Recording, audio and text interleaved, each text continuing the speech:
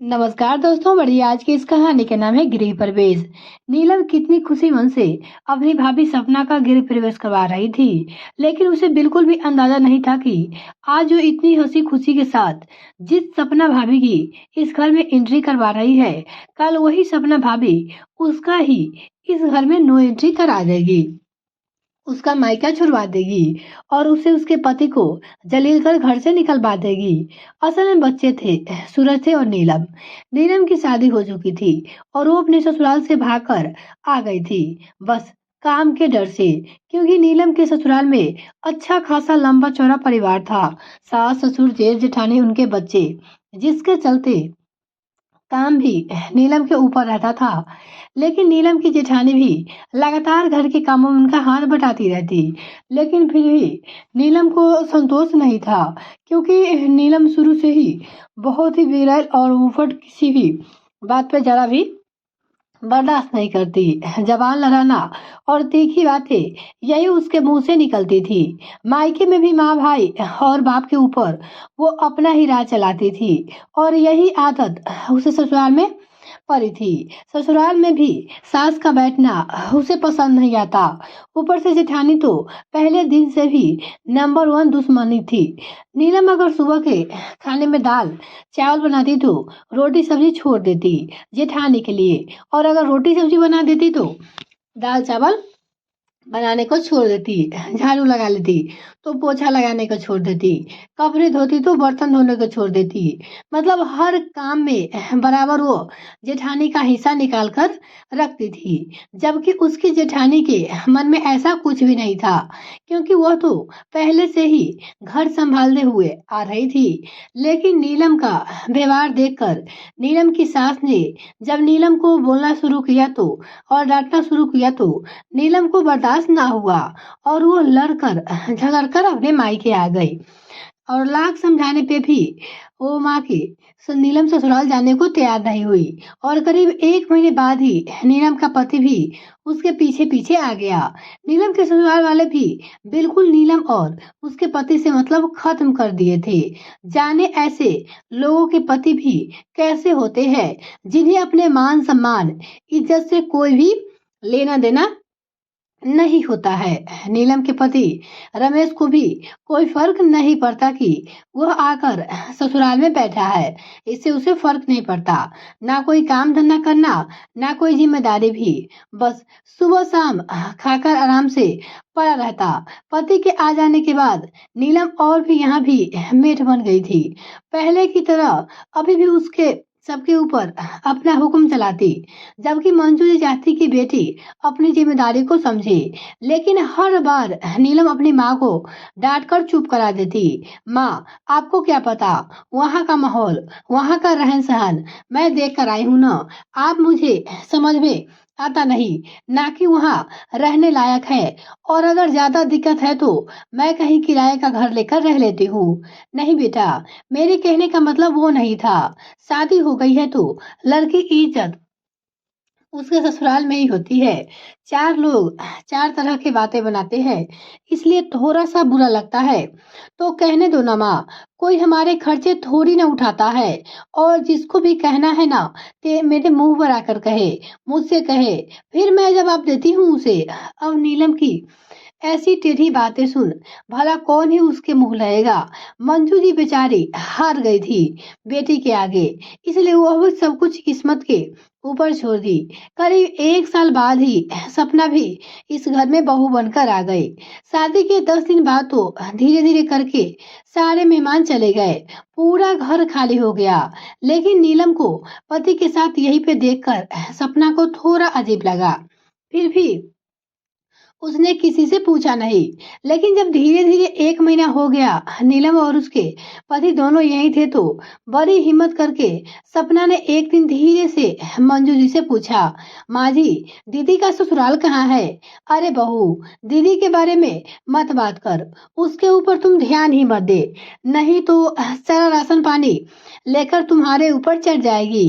इसका कोई ससुराल नहीं है, कोई घर बार नहीं है। शादी के 4 महीने बाद ही भाग कर आ गई है और आज 2 साल से यही है। मैंने बहुत ही समझाने की कोशिश की, लेकिन नीलम मेरी बात सुनती ही नहीं है। दुखी होकर बोला मंजू जी ने। क्या? 2 साल से? और जीजा जी भी 2? अरे काहे का जीजा जी, इसमें तो मर्दों वाली कोई बात ही नहीं दिखती है। कोई शान है नहीं और इसके अंदर परा है। चुपचाप यही भी चिढ़ाते हुए बोली मंजू जी। इसके आगे सपना ने कुछ भी नहीं बोला, लेकिन उसे यह बात बहुत ही अजीब लगी। दोनों ही यही करते हैं। फिलहाल तो अभी सपना नई नई थी, उसे इन सब चीजों पर ध्यान नहीं देना था। वह तो खुद को अपनी इस गृहस्थी, अपने नए नए परिवार को इस नए परिवार में ढलने में पड़ी थी। अपने घर को अपने हिसाब से संवारने में लगी थी। लेकिन सपना का यह सपना ही रह गया, क्योंकि नीलम सपना का कुछ चलने ही नहीं देती थी। वह सपना से सब कुछ अपने हिसाब से करवाना चाहती थी। अपने हिसाब से नाश्ता, खाना, चाय, पानी, सब कुछ, जिसके चलते वो सुबह शाम बस सपना को लिस्ट बताती रहती। सुबह यह बनेगा, शाम को यह बनेगा, और साथ साथ घर की साफ सफाई करनी है। कौन सा सामान कहाँ रखना है, यह सब कुछ नीलम के हिसाब से ही था। शुरू शुरू में तो सपना ने कुछ भी नहीं बोला, लेकिन अब उसे बीच बीच में नीलम का टोकना बोलना अच्छा नहीं लगता। एक दिन ऐसे ही सपना ने सारे घर के पर्दे चेंज कर डाले। नीलम कहीं बाहर गई थी। आते ही जब उसने घर के पर्दे बदले हुए देखे तो सपना के ऊपर यानी कि भाभी के ऊपर चिल्ला पड़ी। भाभी, आपने किससे पूछकर अपने पर्दे बदले हैं? मैंने बोला था ना क्या आपको पर्दे बदलने के लिए? नीलम इतना तेज से चिल्लाते हुए बोली कि पहले तो सपना सहम गई, लेकिन सपना भी चुपचाप रहने वालों में से या भी बर्दाश्त करने वालों में से नहीं थी। पहले तो उसने अपनी सास मंजू जी की और देखा, जो गुस्से में अपनी बेटी को घूर रही थी। नीलम की ये क्या तरीका है बात करने का? भाभी है वो तुम्हारी? हाँ तो माँ, कौन सा भाभी को मैं थप्पड़ मार रही हूँ? बोल ही तो रही हूँ ना कि बिना मुझसे पूछे पर्दे कैसे चेंज कर दिए इन्होंने। नीलम की ठिठाई और बेतु की बातें सुन सपना को भी गुस्सा आ गया। उसने भी तुरंत ही जवाब दिया, दीदी मेरी मर्जी, मेरा घर है, मैं जो भी करूँ आपको क्या? ये मेरा ससुराल है, मेरा घर है, मेरे पति का घर है, और मेरी जो मर्जी है मैं करूंगी। यहाँ पर आका हुक्म मैं नहीं चलने दूंगी। और अगर आपको अपना हुक्म चलाना है ना तो जाकर आप अपने ससुराल में चलाइए, अपने घर पे चलाइए, मेरे घर पे नहीं। सपना की बात सुन नीलम हैरान हो गई। आंखें फाड़ वो सपना को देख रही थी। उसे विश्वास ही नहीं था कि सपना ने ऐसा कुछ बोला भी है उसके लिए। पलटते हुए नीलम ने मंजू से कहा, अरे माँ, इसको देखो तो जरा, इसके मुंह में कितनी लंबी जबान है। जानती नहीं है क्या यह मुझे? अच्छे से जानती हूँ दीदी, और अच्छे से जानती हूँ कि और जानने के लिए रह ही क्या गया है। पति के साथ आकर मायके में बैठी हो, और क्या जानना है? मैं तो अब जान गई हूँ आपको, लेकिन शायद आप मुझे नहीं जानती है। आज के बाद इस घर में वही होगा जो मैं कहूंगी, क्योंकि यह मेरा घर है और मेरे सास ससुर का घर है। और अगर आपको मेरे घर में रहना है ना तो मेरे हिसाब से रहना पड़ेगा। अब काम का बंटवारा होगा। सुबह का खाना मैं बनाऊंगी, शाम का खाना आप बनाओगी, और पूरे घर में झाड़ू पोछा मैं लगाऊंगी, और झाड़ू मैं लगाऊंगी, पोछा आप लगाओगे, कपड़े मैं साफ करूंगी, बर्तन आप करोगी। सपना ने भी नीलम का यह तरीका अपनाया। खबरदार भाभी, बहुत बोल लिया, नौकर हूं मैं, मेरा मायका है, मेरा घर है, एक काम नहीं करूंगी। मैं समझ गई। देखा माँ, देख लो अपनी बहू की बरकत। 4 महीने आए हुए नहीं हुए और दिखा दिया इसने अपना रंग अभी से। कहाँ दीदी, अभी तो रंग दिखाना बाकी है। मुझे तो आए हुए फिर भी 4 महीने हुए हैं, तब देखा आपने मेरा रंग, और आप 2-3 महीने में ही अपना रंग दिखाकर आ गई थी ना। और अब हैरानी से नेहा अपनी माँ की ओर देखने लगी, जैसे अपनी माँ से पूछ रही हो, माँ, आपने इसे मेरे बारे में सब कुछ बता दिया क्या? बेटी का गुस्सा देखा मंजू जी डर गई और चुपचाप बहू को, बेटी को लड़ता हुआ छोड़ बाहर चली गई। पीछे पीछे नीलम भी आ गई। माँ, आपने भाभी को सब कुछ बता दिया मेरे बारे में। आपको पता नहीं है, मैं वहाँ कितनी तकलीफ में थी। नहीं बेटा, मैंने कुछ भी नहीं बताया। उसे किसी और ने बताया होगा। हो सकता है तुम्हारे भैया ने बताया होगा। भैया ने? आने दो, आने दो, उनकी भी खबर लेती हूँ। अगर इन लोगों ने मेरे बारे में नहीं बताया होता तो 4 दिन की आई हुई लड़की की मजाल नहीं होती कि मुझे ताने देने की। कहते हुए नीलम जी की आंखों में आंसू आ गए। बेटी की ये आंसू देख मंजू जी को बुरा तो लगा, लेकिन उन्हें अपनी बहू भी गलत दिखाई नहीं दे रही थी, क्योंकि मंजू जी अच्छी तरह से जानती थी कि उनकी बेटी शुरू से ही बेगैरल थी और उसे सुधारने के लिए उसने जैसा ही बनना पड़ेगा बनेगा, जो शायद वो माँ होकर नहीं कर पाती है। तभी सपना मंजू के लिए चाय लेकर आती है। एक कप चाय नीलम फिर से चिढ़ जाती है और चिढ़ते हुए कहती है, भाभी मेरी चाय कहाँ है? कैसी चाय दीदी? और मैं आपकी चाय क्यों बनाऊं? मैंने बस मेरे और अपने पति और अपने सास ससुर का ही चाय बनाया है। आप जाकर अपना और अपने पति की चाय बना लो। नौकर नहीं हूं मैं आपकी। देखा माँ, देखा, देखा कैसे जबान चला रही है। माँ, तुम कुछ कहती क्यों नहीं हो उसे? मेरी ये आपके दामाद की भी तो बेइज्जती कर रही है और आप शांति से बैठी हो। तो क्या करूं बेटा? जैसे तूने कभी मेरी नहीं सुनी है, भला यह क्यों सुनेगी? तू तो मेरी अपनी औलाद होकर भी मुझे हमेशा दबा कर रखी है और अपने हिसाब से रखी है। फिर यह तो दूसरे घर से आई है ना, भला यह क्यों मेरी इज्जत करेगी? माँ की बातें सुनकर चुप हो गई नीलम। अपने उसे अपने लिए कम, लेकिन अपने पति के लिए बहुत ही बुरा लग रहा था। गुस्से में उठकर और एकदम स्पेशल 2 कप चाय बनाकर लाई और धीरे धीरे करके सपना नीलम के लिए मुसीबत बनती जा रही थी। सपना पूरे घर में झाड़ू पोछा करती, लेकिन उस कमरे में बिल्कुल पैर नहीं डालती जिस कमरे में नीलम रहती थी।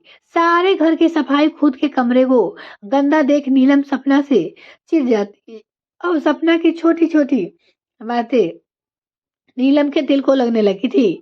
बात बात पे यूं सपना के हाथों बेइज्जत होना उसके बर्दाश्त के बाहर होने लगा था और यहाँ तक कि अब सपना न नीलम की पसंद की खाना बनाती और ना ही उसके पति के खाना परोस कर देती। पूरे परिवार को खाना देने के बाद सपना खुद खाना खाकर चली जाती, लेकिन नीलम और उसके पति को बिल्कुल ध्यान ही नहीं देती।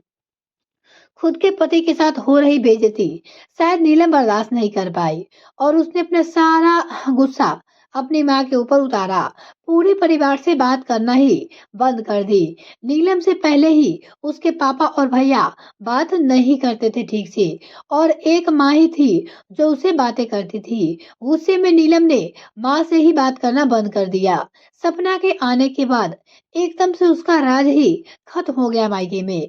पूरे परिवार में कोई भी नीलम का साथ नहीं देता।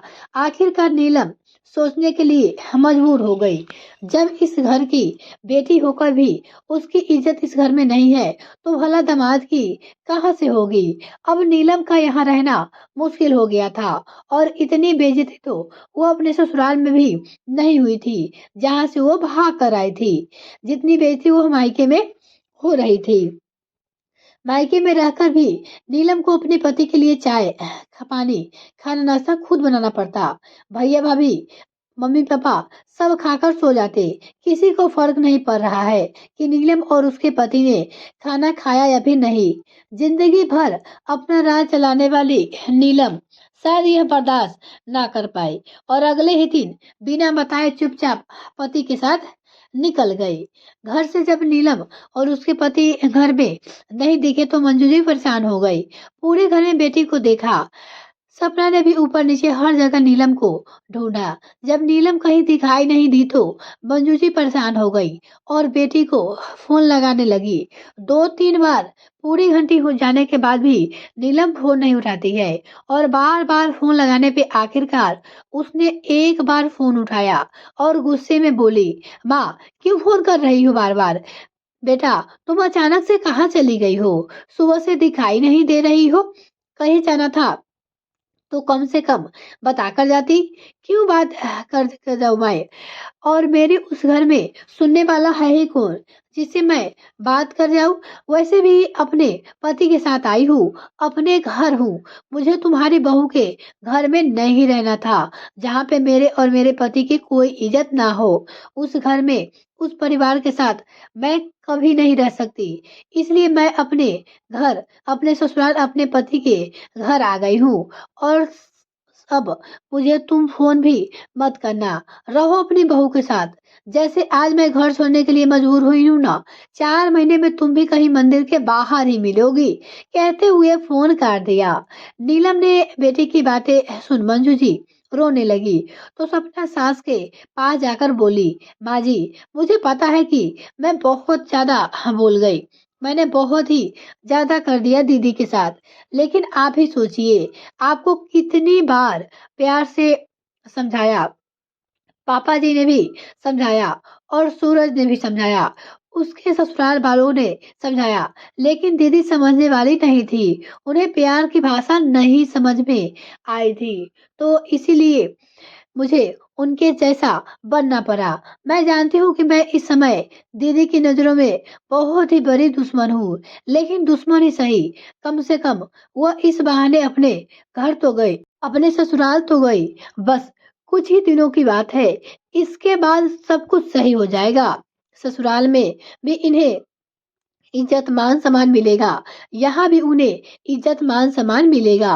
और रही बात मेरी बात, तो ऐसा नहीं है, जिंदगी भर वो मुझसे नफरत ही करेगी। आज नहीं तो कल धीरे धीरे जरूर बातें शुरू होगी, लेकिन अभी के लिए उन्हें अकेला छोड़ना ही जरूरी है।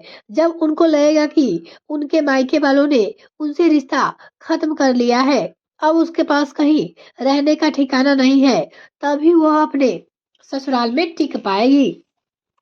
बहू की बातें सुन मंजू जी ने सपना के सर पर हाथ फेरते हुए कहा, नहीं बहू, मैं तुझे कुछ नहीं कह रही हूँ। मुझे पता है कि तूने जो भी किया है मेरी बेटी के भलाई के लिए ही किया है। और शायद तुमने सही कहा कि जिसे जो भाषा समझ में आती है उसे वही भाषा में समझाना चाहिए। और यह भी सही भी है कि अभी के लिए नीलम को अकेला छोड़ना भी जरूरी है। फिलहाल जो भी है, जैसा भी है, बहू तुम्हारी वजह से मेरी बेटी का घर बस गया। मुझे और क्या ही चाहिए, बाकी सब कुछ समय के ऊपर ही छोड़ देते हैं। कहते हुए मुस्कुरा पड़ी मंजू जी। आपकी इस वीडियो पर क्या राय है, आप अपनी राय कमेंट में लिखकर जरूर बताइएगा। अगर आपको ये कहानी पसंद आए तो वीडियो को लाइक और चैनल को सब्सक्राइब करना बिल्कुल ना भूले। साथ में बेल आइकन प्रेस करें ताकि मेरे आने वाली नेक्स्ट वीडियो का नोटिफिकेशन वो भी आपको सबसे पहले मिल सके। तो मिलते हैं किसी और वीडियो में, तब तक के लिए bye. Thanks for watching this video.